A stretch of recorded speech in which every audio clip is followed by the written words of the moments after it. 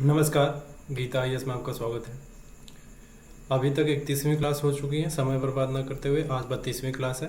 अभी हमने तक जो लास्ट हमने पढ़ा था 31वीं क्लास में, लास्ट था थ्योरी ऑफ प्लान बिहेवियर का एनालिसिस किया था। ठीक है, आज हम पढ़ेंगे माइंड से बिलीफ तक जो है कैसे हमारा एटीट्यूड जो है निर्धारित होता है माइंड से बिलीफ तक जाने में। ठीक है, उस प्रोसेस में बीच बीच में क्या आता है वो सारी चीज़ें समझेंगे। स्क्रीन पे पहले देखेंगे कि ये क्या है। ये देखिए स्क्रीन पे माइंड से बिलीफ तक असेंडिंग ऑर्डर समझेंगे। ठीक है, पहला तो माइंड। माइंड क्या है? माइंड है कि जो हमारा जो या हमारे माइंड हमारे पूरे मानसिक संसार का मुख्य केंद्र है। एक तरीके से कह सकते हैं, एक बड़ा सा सर्कल खींचेंगे ना, उसके बीच का जो बिंदु है, मेन बिंदु बीच में, वो माइंड है। ठीक है, जो सबको ऑपरेट कर रहा है। इसमें क्या आता है? इसमें सोच है, भावना है, याददाश्त है, इच्छाएं हैं, मतलब सब कुछ इसमें आता है। जितना भी आपका जितना भी आपके खोपड़े के अंदर से आप जो भी कर रहे हैं, जो भी सोच रहे हैं, उठ रहे हैं, बैठ रहे हैं, सब इसका केंद्र बिंदु मन है, माइंड है। ठीक है, मतलब जब कोई सवाल सुनते हैं तो आपका माइंड उसे समझने लगता है, कोशिश करने लगता है, तुरंत प्रोसेस करना शुरू कर देता है। दूसरा है कॉग्निशन, संज्ञान। ये क्या है? मतलब ये एक प्रोसेस है जिसमें हम जानकारी को इकट्ठा करते हैं। कॉग्निशन जो है एक प्रोसेस है। आई रिपीट, कॉग्निशन एक प्रोसेस है। ठीक है, जिसमें हम जानकारी इकट्ठा करते हैं, समझते हैं और सीखते हैं, यानी ज्ञान लेना और समझना। तो जब भी आपसे पूछा जाए कॉग्निशन है क्या, तो आप सीधे बोलेंगे कॉग्निशन एक माइंड का एक प्रोसेस है। कॉग्निशन माइंड का एक प्रोसेस है। ठीक है,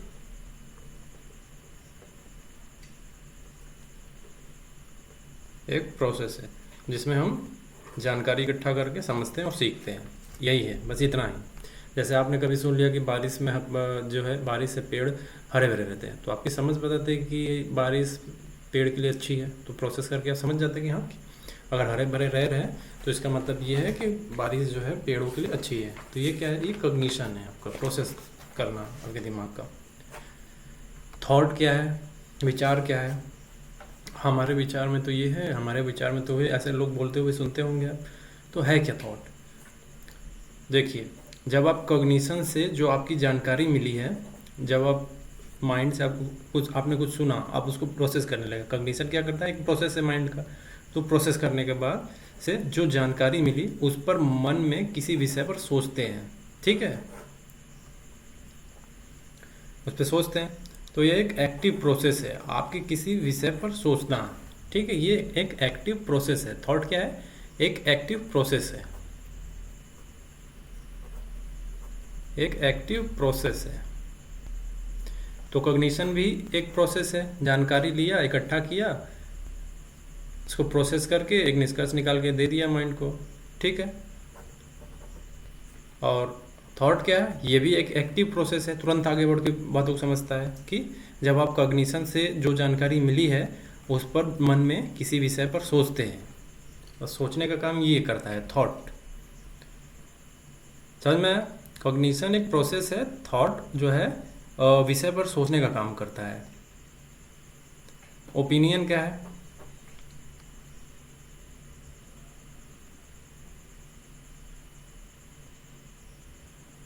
ओपिनियन क्या है? ओपिनियन है ये आपके विचारों यानी थॉट का एक स्ट्रक्चर्ड या फिक्स्ड रूप है, जो किसी विषय पर आपका दृष्टिकोण बताता है। मतलब आपका ओपिनियन होता है ना कि सरकार को ज़्यादा पेड़ लगाना चाहिए। ओपिनियन होता है सबका अपना अपना राय। तो क्या होता है? पहले माइंड आता है, जो जिसमें सब कुछ है। फिर आता है कॉग्निशन, आपको कोई जानकारी मिलती है, एक प्रोसेस है कॉग्निशन। कोई जानकारी मिली, उसको प्रोसेस करने लगना। फिर थॉट आता है, विचार आता है। उसके बाद उस प्रोसेस करने के बाद एक विचार आता है, विषय पर सोचते हैं आप। मान लीजिए गवर्नमेंट ने कहा कि, गवर्नमेंट आपको लगा कि आपको जानकारी मिली कि गवर्नमेंट पेड़ लगाना चाहती है। ठीक है, आपके दिमाग में ठीक है, आपके दिमाग में क्या कि एक कहीं से संकेत मिला हुआ था पहले से ही कि पेड़ लगाना बहुत अच्छी बात है, इससे ऑक्सीजन मिलेगा। ठीक है, तो आपके कॉग्निशन के लेवल पे आपने उसको प्रोसेस कर लिया कि पेड़ अच्छे होंगे देश के लिए, सभी के लिए। फिर आपका थॉट प्रोसेस पे और प्रोसेस करेगा उसको। ठीक है, विचार बनाएगा। विचार आएगा ये कि हाँ पेड़ जो है अच्छा होता है, इसलिए ज़्यादा पेड़ लगाना चाहिए। एक कदम और आगे बढ़ेगा थॉट, फिर ओपिनियन क्या करेगा, थॉट के भी एक कदम और आगे का है कि आपका जो है एक विचारों का एक फिक्स स्ट्रक्चर्ड रूप बन चुका है कि किसी विषय पर आपका एक अप्रोच क्या रहेगा। ठीक है, आप एक अप्रोच बन जाएगा आपका खुद का कि नहीं पेड़ जो है लग तो रहा है लेकिन गवर्नमेंट को और ज़्यादा लगाना चाहिए। क्यों? क्योंकि आपको जो है आपके माइंड को जानकारी मिली हुई है, उसने कग्निशन के लेवल पे प्रोसेस किया उसको, फिर थॉट पे ले गया है, फिर थॉट के बाद एक ओपिनियन बना लिया है, फिर बिलीव क्या है, आस्था, विश्वास। ये जो है ओपिनियन का सबसे ज़्यादा गहरा, कह सकते हैं स्थायी स्थायी रूप है। बिलीव व विश्वास, विश्वास होता है, बिलीव वह है जो आप किसी बात को सच मानते हैं, चाहे पूरी तरह से साबित हुआ हो ना हुआ हो, आपको पूरा आस्था हो जाती है उस सब चीज़ में। मतलब आपको पूरी तरह से विश्वास है कि पेड़ लगाना धरती के लिए ज़रूरी है, इससे जीवन बेहतर होगा। ठीक है ना, आपको पूरी तरीके से इस पर गहरा विश्वास हो जाएगा। समझ में आया? तो पहला क्या आता है, पहले माइंड जो आपके पूरे मानसिक संसार का केंद्र है, आपकी भावनाएं, याददाश्त, आपकी इच्छाएं सब माइंड में होती है। ठीक है, फिर उसके बाद क्या होता है, कॉग्निशन, संज्ञान। आप कोई जानकारी इकट्ठा करते हैं, समझते हैं और सीखते हैं। ठीक है, कॉग्निशन एक प्रोसेस है पूरी तरीके से, मन का प्रोसेस है, आपके माइंड का प्रोसेस है कॉग्निशन। फिर थॉट आता है एक कदम उसके और आगे,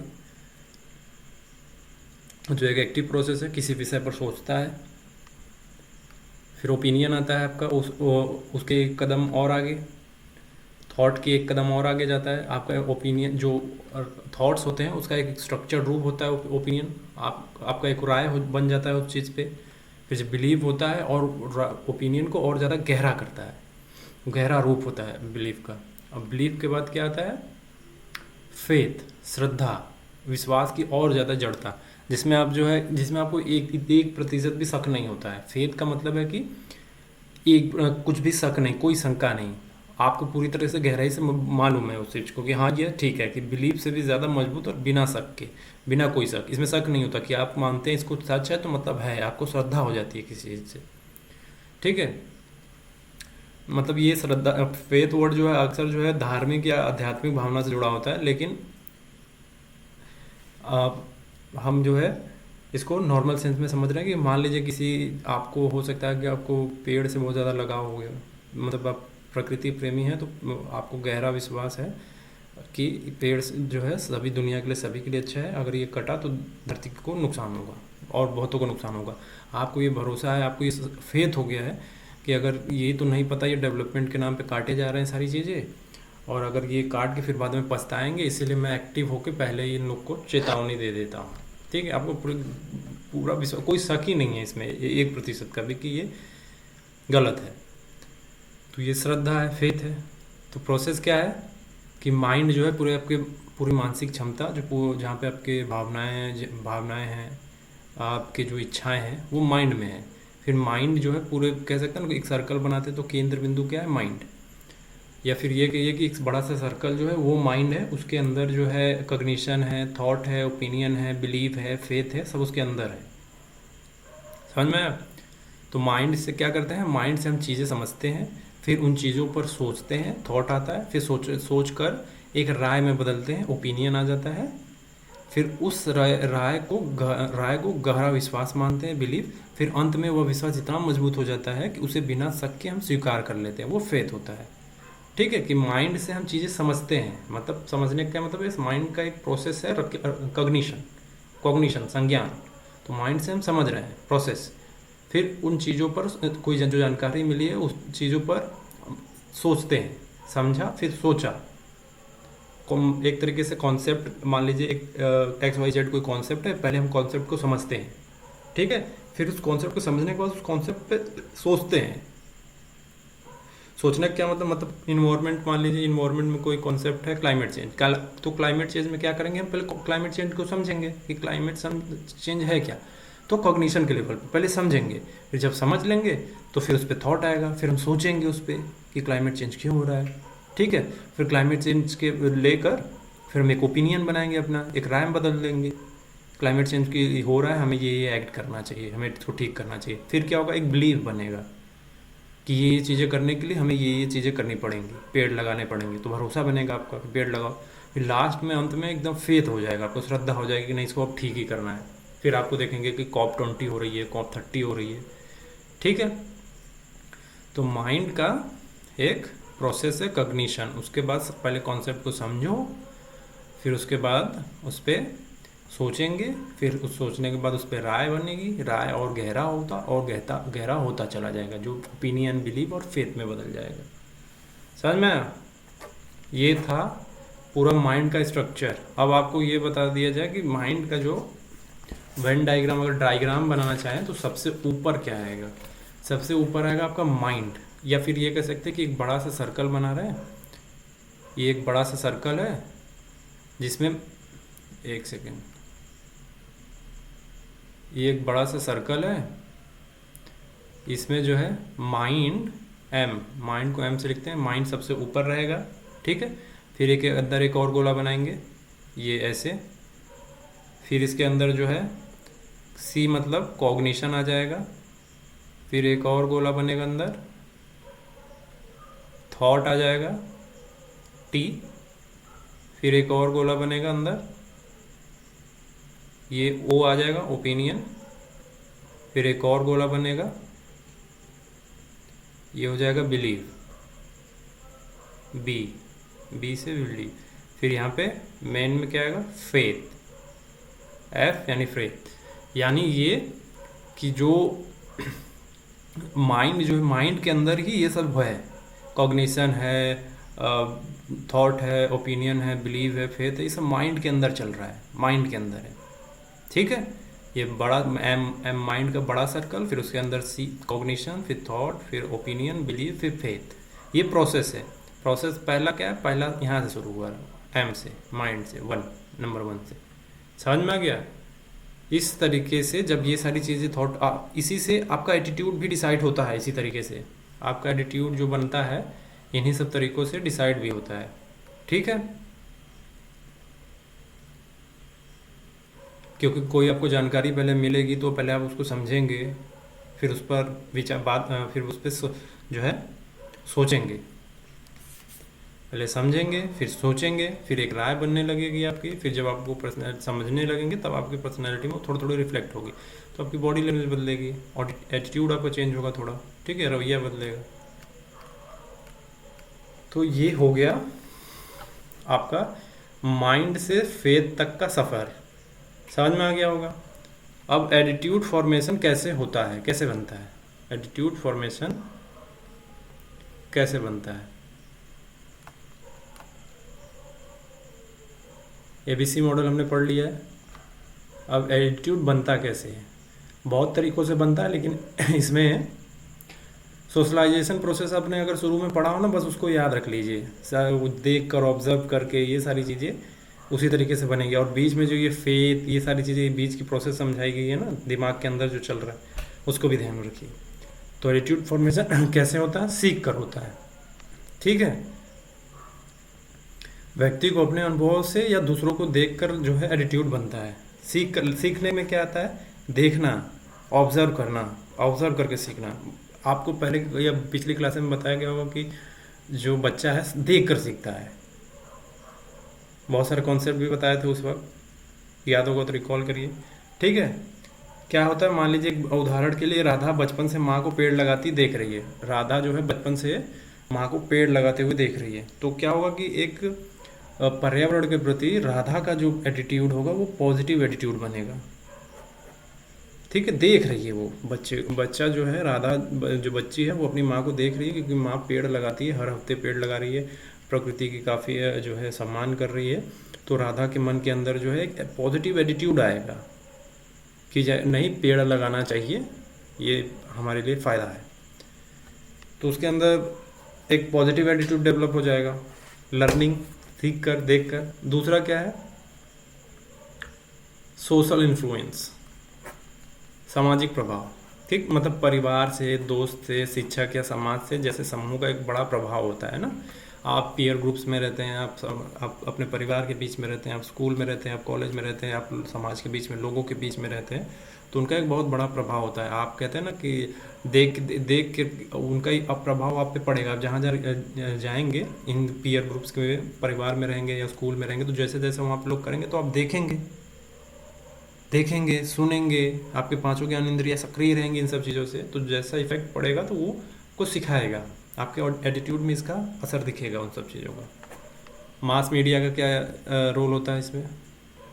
जनसंचार मतलब टीवी, सोशल मीडिया, यूट्यूब पर भी देखी गई चीज़ें व्यक्ति की सोच पर असर डालती हैं, आपके माइंड पे असर ये सब होता है। ठीक है, मान लीजिए एग्जांपल के लिए आपने जो है एनिमल राइट्स पे कोई इमोशनल डॉक्यूमेंट्री देख ली टीवी पे, तो फिर उसके बाद फिर उसने जो है मांस खाना हो सकता है आप मांस खाना छोड़ दें, आपका जो एटीट्यूड है जानवरों के लिए बदल जाए, थोड़ा एटीट्यूड चेंज हो जाए आपका। जैसे एक डॉक्यूमेंट्री आई है जिसको ऑस्कर मिला है, नेटफ्लिक्स पे आप देखेंगे, the elephant whispers. The elephant whispers, ये एक डॉक्यूमेंट्री है नेटफ्लिक्स पे, ऑस्कर मिला हुआ है। अगर आप इसको देख लेंगे तो हाथियों के बारे में आपकी संवेदना जो है संवेदनशील हो जाएंगी। ये 41 मिनट का डॉक्यूमेंट्री है, आप चाहे तो रिकमेंडेशन है, आप देख सकते हैं, आपको जो है निबंध वगैरह ऐसे वगैरह में काम आएगा। चौथा, डायरेक्ट एक्सपीरियंस, सीधा अनुभव से। सीधा अनुभव मतलब क्या? खुद के अनुभव से, पर्सनल अनुभव, अपने खुद के अनुभव से। ठीक है, मान लीजिए जब किसी चीज़ को व्यक्ति खुद अनुभव करता है तो उसे उसके एटीट्यूड में गहराई बनती है, उसकी गहराई आती है उसके एटीट्यूड में, जब खुद वो अनुभव करता है, वो अपने आप को गुजरा रहता है। मान लीजिए कोई डीएम है, पहले वो सच भ्रष्ट टाइप का डीएम था, पहले तो भ्रष्ट ही था, पहले भ्रष्ट था, ठीक है। उसको ऐसे हॉस्पिटल में लेके जाए, बहुत सिचुएशन ऐसी बन गई कि उसको ऐसे हॉस्पिटल में एडमिट करना पड़ा कि तुरंत उसको जान बचाया जाए। ठीक है, नज़दीक के किसी हॉस्पिटल में लेके चला गया, हॉस्पिटल इतना गंदा है, सही समय पर सारी चीज़ें नहीं हो रही। वो देख के इस बात को एकदम तंग हो गया कि बताइए, हालत जब इमरजेंसी में उसको लाया गया तो उसको तो थोड़ा उन अन्य लोगों से थोड़ा स्पीड मिला, बेहतर चीज़ें मिली, लेकिन जो वहाँ के हालात थे उसको देख के उसका जो है दिमाग की तार हिलने लगे कि यार जब मेरी हालत ये है तो यहाँ पे जो आम जन है उनका क्या हालत होगा। तो एक तरीके से उसका जो है बॉडी नेगेटिव एटीट्यूड से पॉजिटिव एटीट्यूड में ट्रांसफ़र हो गया। वो बस हालत देख के वहाँ की कि कोई अस्पताल में गंदगी से बीमार पड़ गया है, उसका एटीट्यूड जो है साफ़ सफाई के लिए प्रति जो है मजबूत और सख्त हो जाता है। समझ में आया? तो डायरेक्ट एक्सपीरियंस से वो खुद अनुभव किया तो गहराई से महसूस कर पाया उसको। पांचवा क्या से है कि जेनेटिक फैक्टर। क्या जेनेटिक फैक्टर भी एटीट्यूड फॉर्मेशन में काम आता है? ये बहुत सारे सवाल हैं लोगों के। पर्सनालिटी फैक्टर, व्यक्तित्व और अनुवांशिक प्रभाव। मेन तो जेनेटिक का है कि क्या अनुवांशिक रूप का प्रभाव भी आपके व्यवहार या एटीट्यूड फॉर्मेशन में काम आता है। तो इसका जवाब कुछ लोगों का हाँ है, कुछ लोगों का ना है, लेकिन अधिकांश रूप से मानते हैं कि हाँ, पूरी तरीके से तो हाँ नहीं बोले, लेकिन कुछ अंश का उसका असर पड़ता है। ठीक है, तो आप लोग देखते होंगे कुछ लोगों का स्वभाव इंट्रोवर्ट है, एक्सट्रोवर्ट है, तो उनके एटीट्यूड पर असर डालता है, इन सब चीज़ों का असर पड़ता है। आप देखते होंगे कुछ लोग बच्चा बचपन से बड़ा शांत स्वभाव का बना नहीं है, माहौल अब किसी माहौल में डाल दीजिए वो उसी तरह शांत स्वभाव का बैठा रहेगा। कुछ एक्सट्रोवर्ट है, तो ये जेनेटिक, ये देखा गया है कि उन लोग का स्वभाव जो उनके माता पिता से या उनके माता पिता से किसी तरीके से उसके अंदर आ चुके हैं। एक्सट्रोवर्ट इंट्रोवर्ट वाला कोई शांत स्वभाव का इंसान हमेशा हिंसा के खिलाफ होता है, तो उसका एटीट्यूड इसी टाइप का होगा। तो आक्रामक स्वभाव वाला उसका समर्थन कर देगा हिंसा का। समझ में आया?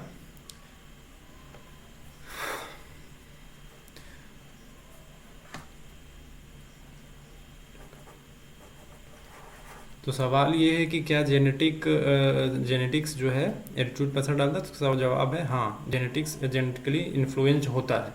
मतलब जल्दी गुस्सा करना, शांत रहना, जिज्ञासु होना, ऐसे बहुत सारे बच्चे आपको दिखेंगे, तो ये होता है। तो सवाल ये है कि क्या वाकई में एटीट्यूड फॉर्मेशन में जीन से प्रभावित होता है? वाकई में, क्या सच में?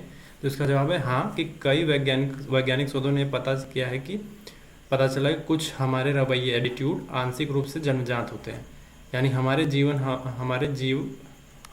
हमारे व्यक्तित्व, पर्सनालिटी ट्रेट और सोचने के तरीके को प्रभावित करते हैं, जो आगे चलकर हमारे रवैये को आकार दे देते हैं। ठीक है, तो जो हमारे जीन्स होते हैं तो हमारे जो है सोचने के तरीके को प्रभावित करते हैं। अब सारा चीज़ें यहीं से है, माइंड से ही आपके सोचने के तरीके को प्रभावित करेगा, तो इसका मतलब यह है कि आपके एटीट्यूड को भी प्रभावित करेगा। इसने डायरेक्टली नहीं बोला कि आपके एटीट्यूड को प्रभावित कर देगा, इसने बोला कि आपके माइंड को प्रभावित करेगा।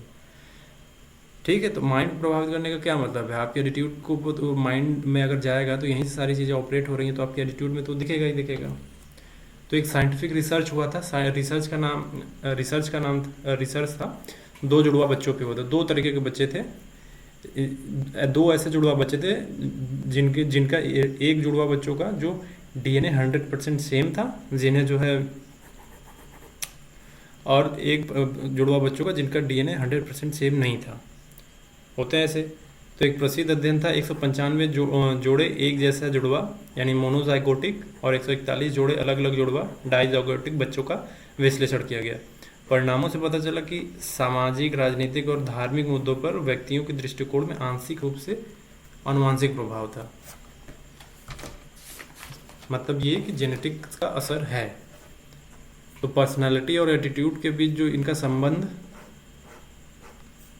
समझना है कि रिसर्च में ये भी पाया गया कि व्यक्तित्व का लक्षण जैसे सहानुभूति, आक्रामकता, जिज्ञासा, ये व्यक्तित्व के लक्षण है पर्सनालिटी के, तो आंशिक रूप से अनुवांशिक जेनेटिकली इन्फ्लुएंस्ड होते हैं, और ये लक्षण हमारे एटीट्यूड को प्रभावित भी करते हैं। मान लीजिए उदाहरण के लिए एक जिज्ञासु व्यक्ति नई चीज़ों को सीखने के प्रति सकारात्मक रवैया रख सकता है। हो सकता है आप जेनेटिकली आपके खानदान परिवार में ही लोग इस तरीके के पॉजिटिव एटीट्यूड वाले हों किसी चीज़ को, नई चीज़ सीखने के लिए, लेकिन वो आप में आया है, कुछ छोटी छोटी चीज़ें आपके अंदर आ गई हैं। बहुत ध्यान से विश्लेषण करने पर साफ साफ दिखने लगती है सारी चीज़ें। तो निष्कर्ष इसका ये है कि जेनेटिक फैक्टर सीधे एटीट्यूड को निर्धारित नहीं करते। मैंने पहले ही कहा कि जेनेटिक फैक्टर जो सीधे एटीट्यूड को प्रभावित नहीं करेंगे, लेकिन वो जो व्यक्तित्व और सोचने का जो तरीका है आपके पर्सनैलिटी और आपके जो थिंकिंग प्रोसेस है, सोचने की प्रक्रिया, उसको प्रभावित कर देंगे। तो आगे चलकर निश्चित तौर पर आपके एटीट्यूड को प्रभावित करेंगे ही करेंगे। जो पहले वाला प्रोसेस बताया था, mind, cognition, thought, opinion, believe, faith, समझ में आपके माइंड को प्रभावित किया तो आपके एटीट्यूड को प्रभावित करना होगा। तो एटीट्यूड का निर्माण जो है जीन और पर्यावरण दोनों के संयुक्त प्रभाव से होता है। इन्वायरमेंट का भी असर होता है। अब जो है इसका एनालिटिकल पार्ट देखेंगे तो एटीट्यूड का भी प्रभाव होता है। मोनोजाइगोटिक, डाइजाइगोटिक की बात हुई। अब इसका विश्लेषण पक्ष क्या है? पहला है trait theory and genetic basis. ठीक है, कुछ व्यक्तित्व लक्षण जब बोलते हैं तो उसको ट्रेट बोलते हैं, व्यक्तित्व लक्षण का। कुछ व्यक्तित्व लक्षण जैसे कि इंट्रोवर्जन, अंतर्मुखता, इमोशनल स्टेबिलिटी, भावनात्मक संतुलन, अग्रेशन, आक्रामकता, सेंसिटिविटी, संवेदनशीलता, इन सब का एक बायोलॉजिकल यानी जैविक और जेनेटिक अनुवांशिक आधार पाया गया है। ये एनालिसिस कर रहे हैं हम। सवाल था कि क्या जेनेटिक फैक्टर भी काम ऐसा आपके एटीट्यूड को प्रभावित करते हैं, तो जवाब है हाँ, और उसका है पहला उसको साबित करने के लिए विश्लेषणात्मक पक्ष में ट्रेट थ्योरी और जेनेटिक बेसिस। ठीक है, ये ट्रेट्स व्यक्ति के सोचने, महसूस करने और व्यवहार करने के तरीके को प्रभावित करते हैं, जिससे एटीट्यूड बनता है। इन्हीं सब चीज़ों से तो एटीट्यूड बनता है। शुरू में तो यही बात चल रही थी। दूसरा है इसी विश्लेषणात्मक पक्ष में ट्विन स्टडी, जुड़वा बच्चों पर अध्ययन हुआ था, बात किया था पहले। तो इसमें 2 तरीके के बच्चे लिए गए थे। आइडेंटिकल ट्विन किसे कहते हैं? जिनके डीएनए जो है 100% एक जैसे होते हैं। ठीक है, डीएनए, सेल होगा, सेल में एक न्यूक्लियस होगा, न्यूक्लियस में डीएनए होगा, उसी की बात हो रही है। तो डीएनए जो है 100% एक जैसे होते हैं आइडेंटिकल ट्विन के। और होते हैं एक फ्रेटर्नल ट्विन क्या होते हैं? इनके डीएनए अलग अलग होते हैं, ट्विन होते हैं लेकिन डीएनए अलग अलग होते हैं। इन पर शोध हुआ था, तो शोध बताते हैं कि आइडेंटिकल ट्विन के एटीट्यूड जो है अधिक मिलते जुलते हैं, जो 100% जिनका डीएनए सेम होता है ना, उनके जो एटीट्यूड है लगभग लगभग सेम मिलते हैं। फ्रेटर्नल ट्विन के नहीं, जिनके डीएनए अलग अलग है उनके नहीं, लेकिन जिनके आइडेंटिकल जो है आइडेंटिकल ट्विन के डीएनए जिनके 100% सेम है, उनके एटीट्यूड जो है लगभग सेम मिलते जुलते हैं। तो इससे पता चला कि एटीट्यूड पर जीन का प्रभाव होता है। समझ में आया? फिर एक और रिसर्च हुआ, न्यूरोसाइकोलॉजिकल रिसर्च, तंत्रिका मनोविज्ञान का शोध। ठीक है, इसमें जो है एमिगाडला, प्रीफ्रंटल कॉर्टेक्स जैसे मस्तिष्क के हिस्से इमोशंस और डिसीजन मेकिंग से जुड़े होते हैं। मतलब जो प्रीफ्रंटल कॉर्टेक्स होता है, इसके बारे में बात की थी। प्रीफ्रंटल कॉर्टेक्स और एमिगाडला जो है ये मस्तिष्क के हिस्से हैं जो इमोशंस, आपके डिसीजन मेकिंग से जुड़े होते हैं। आप निर्णय लेते हो, आप इमोशनल हो जाते हो, ये उससे जुड़े हुए हैं। नाम है प्रीफ्रंटल कॉर्टेक्स एमिगाडला। ठीक है, तो इन हिस्सों की सक्रियता भी जन्मजात होती है। ये जो प्रीफ्रंटल कॉर्टेक्स होती है, एमिगाडला होती है, ये जन्मजात होती है, इसकी सक्रियता, एक्टिवनेस जन्मजात होती है, और वे हमारी सोच को और महसूस करने की प्रवृत्ति को नियंत्रित करते हैं, जिससे एटीट्यूड बनता है। अगर माता पिता बहुत ज़्यादा इमोशनल है, इंट्रोवर्ट, एक्सट्रोवर्ट है, तो बहुत हद तक ये हो सकता है कि ये जो प्रीफ्रंटल कॉर्टेक्स का एमिगाडला जो हार्मोन्स है, जो मस्तिष्क के हिस्से हैं, इनके जो गुण है आपके माता पिता का आप में रिफ्लेक्ट होने लगेंगे, जिससे आपका एटीट्यूड बनता है। ठीक है, चौथा है हेरिडिबिलिटी एस्टिमेट्स, वंशानुगत अनुमान। तो इसमें क्या हुआ था, वैज्ञानिकों ने कुछ एटीट्यूड के लिए हेरिडिबिलिटी स्कोर निकाले। ठीक है, जो बताते हैं कि कोई रवैया, मतलब एटीट्यूड कितना प्रतिशत अनुवांशिक हो सकता है। हेरिडिबिलिटी एस्टिमेट यानी वैज्ञानिकों ने कुछ एटीट्यूड के लिए जो एक स्कोर निकाला, हेरिडिबिलिटी स्कोर निकाला, जो बताएगा कि एटीट्यूड कितना प्रतिशत जेनेटिकली है। ठीक है, तो इसमें निकाला गया कि पॉलिटिकल एटीट्यूड जो है 40 से 60% तक, 40 से 60% तक अनुवांशिक हो सकते हैं, और रिलीजियस फंडामेंटलिज्म जो है लगभग 40% अनुवांशिक होते हैं। एक में हो सकते हैं, एक में होते हैं, बोला है ऐसा। समझ में? मतलब कि आपका जो पॉलिटिकल एटीट्यूड होता है वो उसकी संभावना ज़्यादा है कि वो अनुवांशिक हो, और जो रिलीजियस फंडामेंटलिज्म है उसका जो है लगभग हो सकता है, संभावना है कि 40% उसका अनुवांशिक हो। तो संभावना सबसे ज़्यादा किसकी है? पॉलिटिकल एटीट्यूड्स की। पांचवा, पर्सनालिटी एटीट्यूड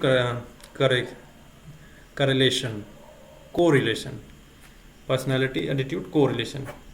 ठीक है, क्या है ये कि पर्सनालिटी ट्रेट्स जैसे कि ओपननेस, एग्रीएबलनेस, सहमत हो जाना किसी से, ठीक है, इन सब पर आधारित शोध हुए इन पर। तो शोध बताते हैं कि ये ट्रेड्स हमारे एटीट्यूड को आगे चलकर प्रभावित करते हैं। मतलब पर्सनालिटी जो ट्रेड्स है वो आपके जो एटीट्यूड है उसको प्रभावित करेंगे। ये शोध है, शोध का नाम है पर्सनालिटी एटीट्यूड कोरिलेशन। ठीक है, तो ये ट्रेड्स आंशिक रूप से जेनेटिकली इनहेरिटेड होते हैं, आंशिक रूप से। पूरी तरीके से 100% कोई भी चीज़ नहीं बोल सकते। वैज्ञानिक शोध तो इसी पे टिके हुआ कि हर चीज़ 100% सत्य तथ्य बोल नहीं पाते। हर चीज़ को किंतु, जंतु, परंतु लगा के बोल के मामला चल रहा है उनका। ठीक है, तो विज्ञान किंतु परंतु जंतु पे ही चल रहा है। वो पूरी तरीके से कोई भी चीज़ 100% नहीं बोलेगा, क्योंकि फिर अगली बार कोई शोध हो जाएगा, नई चीज़ें निकल आएंगी, तो कहेंगे नहीं ये गलत हो गया, नहीं गलत नहीं हो गया, ये थोड़ा कम था, अब थोड़ा और ज़्यादा बढ़िया समझ में आया, और अच्छे समझ में आया।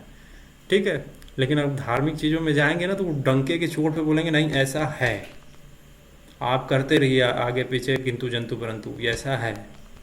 वो दावे कर देंगे, लेकिन साबित करने को बोला जाएगा तो भी साबित नहीं कर पाएंगे। लेकिन विज्ञान क्या करता है कि पहले दावा तो कर देगा लेकिन उसको साबित करने की कोशिश भी करेगा। ठीक है, यही अंतर है। वो साबित करने के लिए किताबों का पुरानी किताबों का सहारा लेगा, फिर भी साबित नहीं होता है। फिर सब प्रश्न किताबों पे ही प्रश्न उठ जाते हैं कि ये लिखा जिसने बोला सच में ये इसी ने लिखा है, ये कौन थे। दुनिया बहुत तरीके के प्रश्न उठने लगते हैं। तो अब पर है कि एटीट्यूड फॉर्मेशन में आने वाले सोशल और इंडिविजुअल फैक्टर भी काम में आते हैं। सोशल और इंडिविजुअल फैक्टर आप जानते हैं ये क्या होता है, ठीक है। सोशल एटीट्यूड फॉर्मेशन में इंडिविजुअल फैक्टर में क्या होंगे, आपके पर्सनल एक्सपीरियंस, व्यक्तिगत अनुभव, जो पीछे बात हुआ ना, आपका खुद का अनुभव जो है वो आपके एटीट्यूड बनाने में काम आएंगे। मान लीजिए कि अगर किसी बच्चे को स्कूल में टीचर ने प्रोत्साहित किया तो उसका एटीट्यूड पढ़ाई के प्रति सकारात्मक हो जाएगा कि हाँ बच्चा मैं तुमको सपोर्ट करता हूँ, आप आगे बढ़ो, पढ़ाई करो, हम आपको जो भी दिक्कतें आएंगी हम उसको सुधार देंगे, ठीक कर देंगे, नहीं आएगी आपको कोई दिक्कत। तो क्या होगा, बच्चा बढ़ेगा पढ़ने के लिए प्रति, उसका एटीट्यूड जो है पॉजिटिव हो जाएगा। दूसरा क्या है इंडिविजुअल फैक्टर में, पर्सनालिटी ट्रेट्स, व्यक्तित्व के गुण। अगर व्यक्ति शांत स्वभाव का है तो उसका एटीट्यूड विवादों में जाने से बचने वाला हो सकता है, ठीक है। एक इंट्रोवर्ट का व्यक्तित्व एटीट्यूड जो है भीड़ में बोलने के प्रति नकारात्मक हो सकता है। इंट्रोवर्ट होता है बहुत सारे भीड़ में, जैसे एक दो तो ठीक है, लेकिन जब जैसे भीड़ बढ़ेगी तो ज़्यादा बोलने से बचेंगे, तो नेगेटिव अप्रोच ले लेते हैं उससे कि ज़्यादा नहीं बोलना ही, बहुत भीड़ हो गई है। तीसरा क्या है इंडिविजुअल फैक्टर में, मोटिवेशन एंड नीड्स। हमारी ज़रूरतें और प्रेरणाएं भी हमारे रवैये को बनाती हैं। मोटिवेशन, नीड, ठीक है, प्रेरणा और आपकी ज़रूरत। अगर किसी को नौकरी चाहिए तो इंटरव्यू की तैयारी के प्रति उसका एटीट्यूड जो है पॉजिटिव हो जाएगा। अगर आपको नौकरी नहीं चाहिए तो कहेंगे कि अरे इंटरव्यू दे के क्या होगा, इंटरव्यू हम नहीं देते, हम तो सीधे डंके की चोट पे जाते हैं, कहते हैं नौकरी दो, इस मूड में रहते हैं। लेकिन जब सच में चाहिए होता है तो फिर तैयारी करना शुरू करते हैं कि नहीं तैयारी करो भाई, नहीं तो नौकरी नहीं मिलेगी।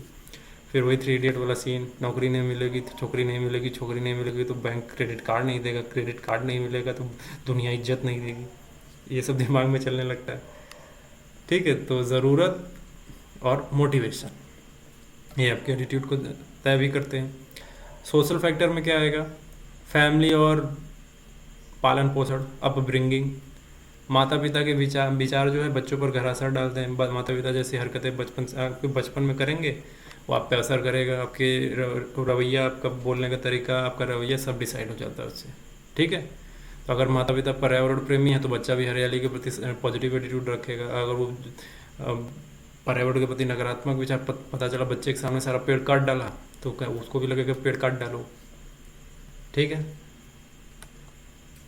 पीयर ग्रुप के साथ, सोशल फैक्टर में पीयर ग्रुप्स होते हैं। पीयर ग्रुप्स का मतलब होता है आपके दोस्तों का जो ग्रुप है, ठीक है। हमारे दोस्त और ग्रुप जो है, आपके दोस्त जो है पढ़ाई के लिए को गंभीर हैं, आपके पीयर ग्रुप्स, तो आपका एटीट्यूड भी जो है सीरियसनेस की ओर झुकेगा कि हमारे दोस्त लोग पढ़ रहे हैं बहुत जान लगा के, तो हमको भी पढ़ना चाहिए बहुत जान लगा के, ठीक है। तो पढ़ाई के लिए पॉजिटिव एटीट्यूड। तो सोशल फैक्टर में मीडिया और सोशल मीडिया भी आते हैं, जैसे टीवी, इंटरनेट, सोशल मीडिया भी हमारे नज़रिए को गहराई से प्रभावित करते हैं। आपने देखा स्क्रीन तुरंत फ़ोन पे कि ये चीज़ें हो गई, आपके दिमाग में खोल गया, लहू बह गया एकदम आग का कि अब तो फोड़ देंगे। ये कैसे हो गया हमारे देश के अंदर, हमारे राज्य में ऐसा कैसे हो गया, ठीक है। सब लोग अपने आप को राजा समझता ही है, भले जेब में भी 2 रुपया ना हो, ठीक है। तो अगर कोई सोशल मीडिया पर लगातार फेक न्यूज़ देख रहा है तो उसका एटीट्यूड जो एक समुदाय विशेष के प्रति नकारात्मक हो सकता है। मान लीजिए होता है बहुत इस समय जो हिंदू मुस्लिम बहुत ज़्यादा चल रहा है, अगर एक कम्युनिटी के हिंदुओं को मुस्लिम के खिलाफ, मुस्लिम को हिंदुओं के खिलाफ बार बार एक ही चीज़ दिखाया जाए तो नफरत फैल जाती है, झूठ दिखाया जाए, समझ में। तीसरा चौथा क्या है सोशल फैक्टर में, कल्चरल एंड रिलीजन, संस्कृति और धर्म। हर समाज की एक संस्कृति होती है, हर समाज की, जो ये तय करती है कि क्या सही और क्या गलत है। उनके समाज और संस्कृति के हिसाब से सही गलत उनके वो तय करेंगे, और लोगों का जो समाज और संस्कृति हो उनके हिसाब से वो सही गलत तय करेंगे, ठीक है। कंपैरेटिवली देखते हैं हर चीज़ को। तो कुछ समुदायों में बुजुर्गों का सम्मान मुख्य मूल्य होता है, तो इससे जो है उस समाज के एटीट्यूड में श्रद्धा दिखती है कि बुजुर्गों का सम्मान करें। तो इंडिविजुअल फैक्टर, सोशल फैक्टर समझ में आया कि कैसे आपके एटीट्यूड को पे असर डालते हैं। धीरे धीरे तो कहते हैं ना, धीरे धीरे चोट करना, आपकी पर्सनैलिटी पे धीरे धीरे असर करते हैं। फिर आप बड़े होके सोचते हैं कि हम ये बनना चाहते हैं, लेकिन आप वो नहीं बनना चाहते, आप अगल बगल को आपके ब्रेन पे इस असर डाला गया कि आप जो नहीं चाहते वही आप, जो लोग चाहते आप वही चाहते, आपका कोई खुद का इंडिपेंडेंट डिसीजन होता है नहीं, सब इंडिपेंडेंट डिसीजन वो सब धोखा है। ठीक है, तो आप समझेंगे कि इंडिविजुअल फैक्टर समझ लिया हमने कि कैसे एटीट्यूड पे असर डालता है, सोशल फैक्टर भी समझ लिए आसान से। अब हमें बस ये समझना है कि वांट सेटिस्फैक्शन को एटीट्यूड फॉर्मेशन से लिंक करके हम समझेंगे। वांट सेटिस्फैक्शन, अब सवाल ये बनेगा कि वांट सेटिस्फैक्शन क्या होता है? बिल्कुल सही, क्या होता है?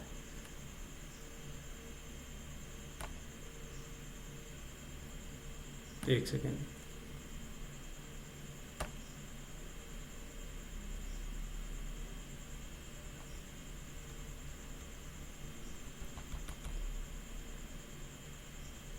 यूनिट देख ले कि चल भी रहा है नहीं, फिर बाद में पता चला कि चल ही नहीं रहा।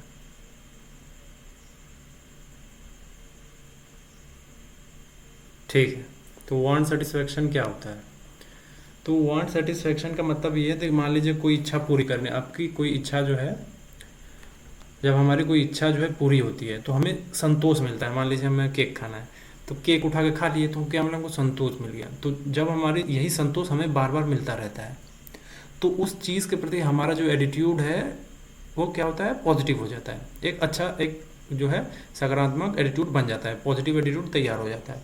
केक मिल उठाया, केक खा लिए तो केक बहुत अच्छा है, मन में आ गया ना कि पॉजिटिव एटीट्यूड बन गया, तो आपके अंदर इच्छा हुई, आपको उसको पूरा करने में आपको संतोष मिला, तो पॉजिटिव एटीट्यूड हो गया। यानी खुशी देने वाला अनुभव, अच्छा महसूस करना, ये सकारात्मक दृष्टिकोण बनाता है। समझ में आया? तो ये कहते हैं, इसको कहते हैं वांट सेटिस्फैक्शन। तो समझ में आया कि वांट सेटिस्फैक्शन आपके एटीट्यूड को कैसे बना रहा है कि आपकी कोई इच्छा है, आपने उसे पूरा किया, उससे आपको संतोष मिला और वो बार बार संतोष मिल रहा है उसको करने से, तो आपका उस चीज़ के प्रति आपको पॉजिटिव एटीट्यूड बन जाएगा। ठीक है, तो एक साइकोलॉजी है, ह्यूमन साइकोलॉजी के अनुसार B.F. स्किनर एक व्यवहारवादी थे। B.F. स्किनर नाम है उनका, ये B.F. स्किनर। ठीक है, ये एक व्यवहारवादी थे, पहले पढ़ाया गया है बिहेवियरिज्म। ठीक है, ये B.F. स्किनर जैसे व्यवहारवादियों का मानना है कि पॉजिटिव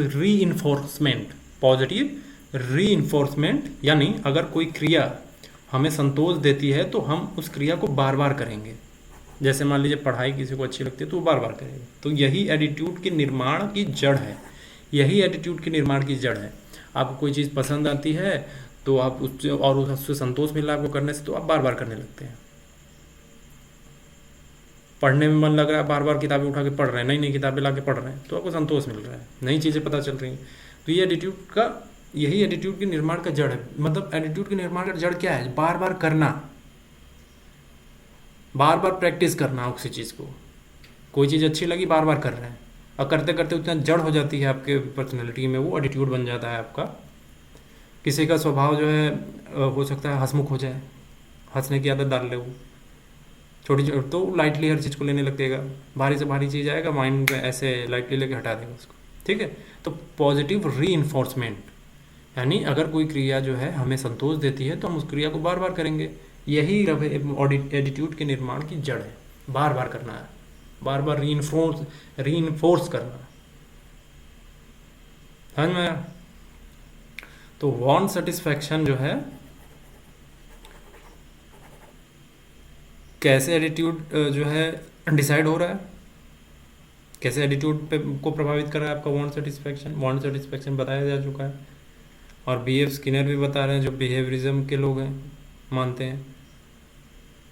पॉजिटिव रीइंफोर्समेंट की बात करी उन्होंने कि बार बार किसी चीज़ को करना जो आपको संतोष दे।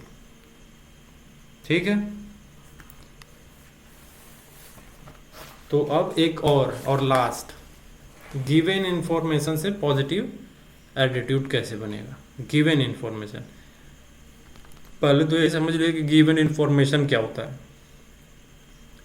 गिवन इन्फॉर्मेशन मतलब कि जब हमें किसी विषय, व्यक्ति या वस्तु के बारे में जानकारी मिलती है तो हम उसे समझते हैं और उसी आधार पर अपने विचार और एटीट्यूड बनाते हैं।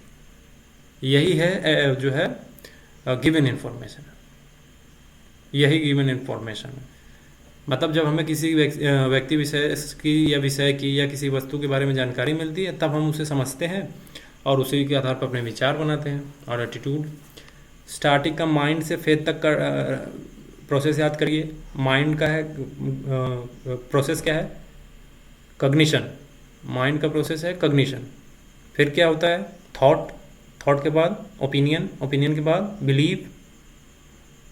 बिलीव के बाद फेथ। प्रोसेस है पूरा। तो यही बोल रहा है, जो आपको इन्फॉर्मेशन मिलता है, जब हमें किसी व्यक्ति या विशेष की या वस्तु के बारे में जानकारी मिलती है तो हम उसको समझते हैं और उसी के आधार पर अपने विचार और एटीट्यूड बनाते हैं। यही है गिवन इन्फॉर्मेशन। जब हमें जानकारी मिलती है तो हम उस पर सोचते हैं। हमारी सोच जो है, हमारी सोच से हमारा मनोदृष्टि यानी एटीट्यूड बनता है। समझ में आया कि गिवन इन्फॉर्मेशन जो है, गिवन इन्फॉर्मेशन से एटीट्यूड कैसे बन रहा है। एटीट्यूड फॉर्मेशन में गिवन इन्फॉर्मेशन की क्या भूमिका है? तो करेक्ट इन्फॉर्मेशन और रॉन्ग इन्फॉर्मेशन। मान लीजिए आपको सही जानकारी मिलती है, सही इन्फॉर्मेशन आपके पास आ रहा है, तो हो सकता है आपका एटीट्यूड पॉजिटिव बन जाए। मान लीजिए किसी कम्युनिटी के लिए आपके पास सही इन्फॉर्मेशन आ रही है कि ये सहिष्णु हैं, ये अच्छे लोग हैं, इस तरीके के लोग हैं, तो आपका उस कम्युनिटी के लिए एक पॉजिटिव एटीट्यूड बनेगा। अगर वही आपके पास फेक न्यूज़ आने लगे, गलत जानकारी आपके पास आने लगे, लेकिन आपको पता नहीं है कि वो जानकारी गलत है, आप तो उसको सही मान के चल रहे हैं, तो होगा क्या? तो एक नेगेटिव एटीट्यूड बनेगा, जो कि आज हो रहा है। अगर आप ये पढ़ के ढंग से समझ पा रहे हैं तो आप देखेंगे कि सोशल मीडिया पे बहुत सारे फेक न्यूज़ चल रहे हैं। तो फेक न्यूज़ को अगर आप पता कर लेते हैं, अगर नहीं पता है तो हो सकता है आपको तो लगे सही है, लेकिन आपका एटीट्यूड नेगेटिव वे में चला जाए, क्योंकि वो फेक न्यूज़ आपको नेगेटिव एटीट्यूड आपको बनाने में जो है फोर्स कर रहा है आपको। अब लेकिन आपको पता नहीं चल रहा है, लेकिन आपको जानकारी है कि ये फेक न्यूज़ है, तो आपका एटीट्यूड पॉजिटिव रहेगा कि ये झूठ बोल रहे हैं लोग, और ऐसा हो रहा है। तो साइकोलॉजी के जो अप्रोच है, साइकोलॉजी के नज़रिए से जानकारी से हमारे दिमाग में नए विचार और भावनाएं जन्म लेती है। ये साइकोलॉजी कहता है कि जब भी कोई हमें इन्फॉर्मेशन मिलता है, उससे हमारे दिमाग में एक नए विचार आते हैं, नई भावनाएं जन्म लेती हैं, या हमारा कॉग्निटिव वाला भाग होता है, सोचने वाला भाग। ठीक है, जैसे जैसे जानकारी बढ़ेगी हमारा एटीट्यूड भी बदलता रहेगा। मतलब जैसे जैसे जानकारी इन्फॉर्मेशन आप जैसे जैसे पढ़ते जाएंगे, नई नई चीज़ें सीखते जाएंगे, तो मतलब आपकी जानकारी बढ़ रही है, तो आपका एटीट्यूड देखेंगे बदलता जाएगा, या कह सकते हैं आपका एटीट्यूड इन्हेंस होता जाएगा। पॉजिटिव चीज़ें पढ़ेंगे, पॉजिटिव चीज़ें होंगी तो आप पॉजिटिव, आपकी पर्सनैलिटी भी पॉजिटिव होती जाएगी, आपका एटीट्यूड भी पॉजिटिव होता चला जाएगा। गलत चीज़ें पढ़ेंगे, नफरत करेंगे, वो आपका पर्सनैलिटी वैसे ही ख़राब हो जाएगी एक समय के बाद, और वो दिखेगा भी। समझ में आया?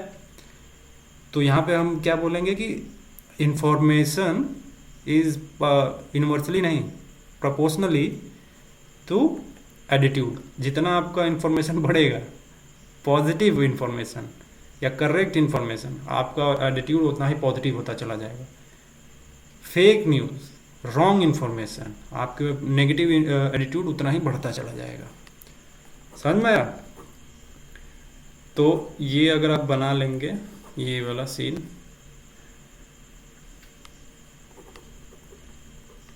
तो आज के लिए इतना ही है।